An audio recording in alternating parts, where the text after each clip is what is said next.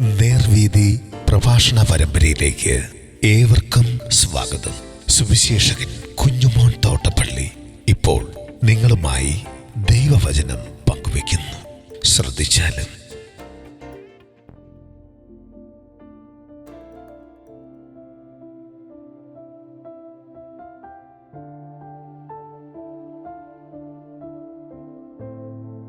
എമ്മൗസ് ശിഷ്യരുടെ യഥാസ്ഥാപനം. ദൈവനാമത്തിന് മഹത്വമുണ്ടാകട്ടെ. ലൂക്കോസ് സുവിശേഷം 24-ാം അധ്യായത്തിൻ്റെ 29 മുതൽ 35 വരെ ഞാൻ വായിക്കുന്നത് ശ്രദ്ധിച്ചാലും. അവൻ മുന്നോട്ട് പോകുന്ന ഭാവം കാണിച്ചു. അവർ പോകുന്ന ഗ്രാമത്തോട് അടുത്തിരുന്നു. അവരോ ഞങ്ങളോടുകൂടെ പാർക്കുക, നേരം വൈകി അസ്തമിപ്പാറായല്ലോ എന്ന് പറഞ്ഞ് അവനെ നിർബന്ധിച്ചു. അവൻ അവരോടുകൂടെ പാർപ്പാൻ പോയി. അവരുമായി ഭക്ഷണത്തിന് ഇരിക്കുമ്പോൾ അവൻ അപ്പമെടുത്ത് അനുഗ്രഹിച്ച് നുറുക്കി അവർക്ക് കൊടുത്തു. ഉടനെ അവരുടെ കണ്ണു തുറന്നു, അവർ അവനെ അറിഞ്ഞു. അവൻ അവർക്ക് അപ്രത്യക്ഷനായി.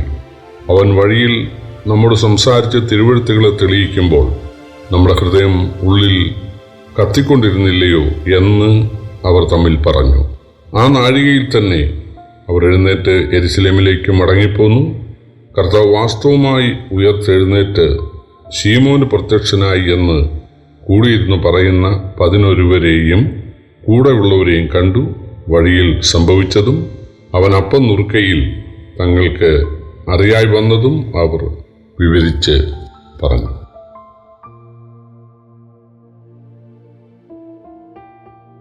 എമ്മൗസിൽ നിന്ന് യേശുവിനെ അനുഗമിക്കാൻ 2 പേരുണ്ടായിരുന്നു. യെരുശലേമിൽ നിന്ന് 7 നാഴിക അകലമുള്ള സ്ഥലമാണിത്. ഒരുപക്ഷെ അവർ ഓശാന ദിവസം യേശു യെരുശലേമിലേക്ക് യാത്ര ചെയ്ത സമയത്ത് ആ യാത്രയിൽ യേശുവിനെ അനുഗമിച്ചവരായിരിക്കാം. പിറ്റേന്ന് ചില ദിവസം കഴിഞ്ഞപ്പോൾ യേശു പിടിക്കപ്പെടുന്നു, വിസ്തരിക്കപ്പെടുന്നു, വിധിക്കപ്പെടുന്നു, കൊല്ലപ്പെടുന്നു. യേശുവിനെ അടക്കിയത് വെള്ളിയാഴ്ച വൈകുന്നേരമായതുകൊണ്ട് ശബത്ത് ആരംഭിച്ചു. പിന്നെ അവർക്ക് യാത്ര ചെയ്യാൻ സാധിക്കുകയില്ല. അവരെല്ലാവരും യെരുശലേമിൽ താമസിച്ചു. ശനിയാഴ്ച സ്വസ്ഥമായിരുന്നു. ഞായറാഴ്ച രാവിലെ യേശുവിൻ്റെ ശരീരം കാണുന്നില്ല എന്നൊരു സംസാരം നാട്ടിൽ പരക്കാനിടയായി. ചിലർ യേശുവിനെ കണ്ടു എന്നും പറയുന്നുണ്ട്. പക്ഷേ എമ്മൗസിൽ നിന്ന് പോയ ഈ ശിഷ്യർക്ക് യേശുവിൻ്റെ ദർശനം ഉണ്ടാകുകയോ അല്ലെങ്കിൽ യേശു പ്രത്യക്ഷപ്പെടുകയോ ഒന്നും ചെയ്തില്ല. അതുകൊണ്ടവർ നിരാശരായി. യേശു ദൈവരാജ്യം സ്ഥാപിക്കും എന്ന് അവർ പ്രതീക്ഷിച്ചിരുന്നു.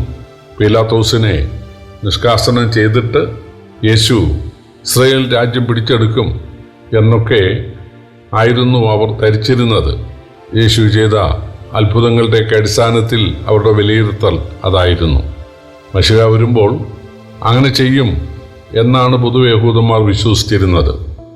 പക്ഷേ യേശു മശിഹയല്ല എന്ന് ബഹുഭൂരിപക്ഷം യഹൂദന്മാരും കരുതിയപ്പോൾ ചുരുക്കം ചില ആളുകൾ യേശു മശിഹയാണ്, ഇസ്രായേലിന് രാജ്യം യഥാസ്ഥാനത്താക്കി കൊടുക്കാൻ വന്നയാളാണ് എന്ന് വിശ്വസിച്ചു. അവരിൽ 2 പേരായിരുന്നു എമ്മൗസിലെ ഈ ശിഷ്യന്മാർ. അതിലൊരാളുടെ പേര് ക്ലെയോപ്പാവ് എന്നിവിടെ പറയുന്നുണ്ട്. ക്ലെയോപ്പാവിൻ്റെ ഭാര്യ യേശുവിൻ്റെ കുരിശിനരികെ ഉണ്ടായിരുന്നു എന്ന് യോഹന്നാൻ സുവിശേഷം 19-ാം അധ്യായത്തിലുണ്ട്. അങ്ങനെയെങ്കിൽ ഇത് ക്ലെയോപ്പാവും ഭാര്യയും ആകാനാണ് സാധ്യത. കാരണം ഇവർ പോയത് ഒരു വീട്ടിലേക്കാണ്. ഞങ്ങളോടുകൂടെ പാർക്ക എന്നാണ് യേശുവിനോട് പറയുന്നത്. അല്ലാതെ ഒരാൾ എൻ്റെ കൂടെ പാർക്ക എന്നോ മറ്റേയാൾ എൻ്റെ കൂടെ പാർക്ക എന്നോ അല്ല, ഞങ്ങളോടുകൂടെ പാർക്ക എന്നാണ് പറഞ്ഞത്. അപ്പോൾ അവരൊരു വീട്ടിലേക്കാണ് പോയത്. അപ്പോൾ ക്ലെയോപ്പാവ് എന്നയാളും അദ്ദേഹത്തിൻ്റെ ഭാര്യയുമായിരുന്നു എന്ന് കരുതാൻ ന്യായമുണ്ട്. യേശുക്രിസ്തുവിനെ കുറിച്ച് അവരിതിനോടകം കേട്ടതിൻ്റെ അടിസ്ഥാനത്തിൽ അവരാകെ വിലയിരുത്തിയിരുന്നത് യേശു ദൈവരാജ്യം സ്ഥാപിക്കും, ഇസ്രായേലിന് സ്വതന്ത്ര രാജ്യം നേടിക്കൊടുക്കും, അത്രേ അവർ പഠിച്ചിരുന്നുള്ളൂ. എന്നാൽ യേശുക്രിസ്തു മനുഷ്യനായ ശേഷം, തൻ്റെ ദൈവത്വം തെളിയിച്ച ശേഷം കഷ്ടം അനുഭവിച്ച് മരിക്കാനിടയാകും, പിന്നീട് ഉയർക്കാനിടയാകും എന്നൊക്കെ പഴയ നിയമത്തിൽ വാക്യങ്ങളുണ്ടായി. ആദമും ഹവ്വയും പാപം ചെയ്ത് കഴിഞ്ഞപ്പോൾ ദൈവം അവരെ ശിക്ഷിക്കുമ്പോൾ പറയുന്ന ഒരു വാഗ്ദാനം, ഒരു പ്രത്യാശയുടെ വാക്ക്, സ്ത്രീയുടെ സന്തതി സർപ്പത്തിൻ്റെ തലയെ തകർക്കുമെന്നാണ്. എല്ലാവരും പുരുഷന്മാരുടെ സന്തതികളാണ്, പുരുഷബന്ധത്തോടുകൂടെയാണ് മനുഷ്യരുണ്ടാകുന്നത്. എന്നാൽ പുരുഷബന്ധമില്ലാതെ ഒരു സ്ത്രീ പ്രസവിക്കുന്ന ഒരു മകൻ പിശാചിനെ തോൽപ്പിക്കും. അതായിരുന്നു ഉൽപ്പത്തി പുസ്തകത്തിലെ പ്രധാനപ്പെട്ട അല്ലെങ്കിൽ പ്രഥമമായ യേശുവിനെ കുറിച്ചുള്ള വാഗ്ദാനം. അത് യേശുവിൻ്റെ മരണത്തെക്കുറിച്ച് ആയിരുന്നു. പിന്നീട് ഇസ്രായേൽ മക്കൾ ഈജിപ്തിൽ നിന്ന് പുറപ്പെട്ടത് ഒരു പെസഹ കുഞ്ഞാടിൻ്റെ മരണത്താലാണ്. അത് യേശു ദൈവത്തിൻ്റെ കുഞ്ഞാടായി യാഗമൃഗമായി തീരുന്നതിൻ്റെ കാര്യമാണ്.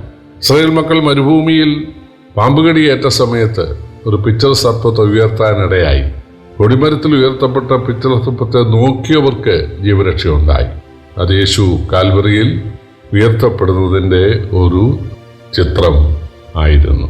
അങ്ങനെ പഴയ നിയമത്തിൽ ഉൽപ്പത്തി മുതൽ മലാഖി വരെയുള്ള പുസ്തകങ്ങളിൽ യേശുക്രിസ്തുവിൻ്റെ കന്യകാ ജനനത്തെക്കുറിച്ച്, യേശുവിൻ്റെ പ്രസംഗത്തെക്കുറിച്ച്, അത്ഭുതങ്ങളെക്കുറിച്ച്, യേശുവിനെ ഒരു ശിഷ്യന് ഒറ്റിക്കൊടുക്കുന്നതിനെക്കുറിച്ച്, യേശുവിനെ കയ്യും കാലും തുളയ്ക്കപ്പെട്ടവനായി കൊല്ലുന്നതിനെക്കുറിച്ച്, യേശു ഉയർത്തെഴുന്നേൽക്കുന്നതിനെക്കുറിച്ചെല്ലാം ധാരാളം പ്രവചനങ്ങൾ ഉണ്ടായിരുന്നു.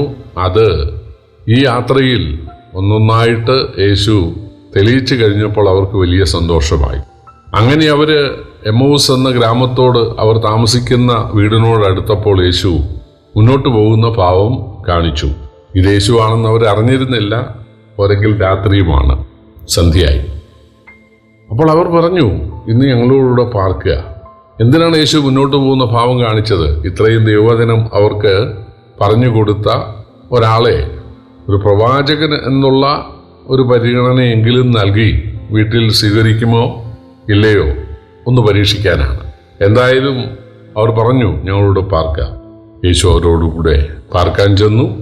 വളരെ പെട്ടെന്ന് അവർ ഭക്ഷണം തയ്യാറാക്കി അത് കഴിക്കാൻ എടുത്തു വെച്ചു. യേശു അപ്രത്യക്ഷനാകുകയാണ്. അപ്പോൾ അവൾക്ക് കാര്യം മനസ്സിലായി. ഇത് നമ്മോടുകൂടെ പാർത്ത് നമുക്ക് ദൈവവചനം പറഞ്ഞു തന്ന യേശു തന്നെയാണ്. യേശു ഉയർത്തത് ശരിയാണെന്ന് അവർക്ക് മനസ്സിലായി. യേശു ഭക്ഷണം കഴിക്കാതെയാണ് പോകുന്നത്. അവർ കഴിച്ചോ ഇല്ലയോ അറിഞ്ഞുകൂടാ. എന്തായാലും അവർ ആ രാത്രിയിൽ തന്നെ തിരിച്ച് നടക്കുകയല്ല, ചിലപ്പോൾ ഓടുകയായിരിക്കാം. കാരണം ഞങ്ങളുടെ വീട്ടിൽ യേശു വന്നു, ഞങ്ങളോടുകൂടി യേശു നടന്നു. യേശു ഉയർത്തെഴുന്നേറ്റ ദിവസം എന്തെല്ലാം കാര്യങ്ങൾ യേശുവിന് ചെയ്യാനുണ്ട്. ദൈവത്തിന് മനുഷ്യാവതാരമല്ലേ. പക്ഷേ നിരാശപ്പെട്ട ഈ കുടുംബത്തെ യഥാസ്ഥാനപ്പെടുത്തുക എന്നുള്ളത് യേശുവിൻ്റെ താല്പര്യമായിരുന്നു. യേശു അവരോട് പറഞ്ഞില്ല, നിങ്ങൾ പുറപ്പെട്ട് ഈ രാത്രി തന്നെ തിരിച്ചു നടന്ന് നിങ്ങൾ എൻ്റെ ശിഷ്യന്മാരോട് ഞാൻ ഉയർത്ത കാര്യം പറയണം എന്നൊന്നും യേശു പറഞ്ഞില്ല. ഒന്നും പറയാതെ യേശു പോയി. പക്ഷേ അവർക്ക് വലിയ സന്തോഷമുണ്ടായി. അവർ ഈ സദ്വാർത്ത അറിയിക്കുവാൻ യെരൂശലേമിലേക്ക് മടങ്ങുകയാണ്. അവർ വളരെ ആവേശത്തോടെ വന്നു പറഞ്ഞു, ഞങ്ങളുടെ വീട്ടിൽ യേശു വന്നു.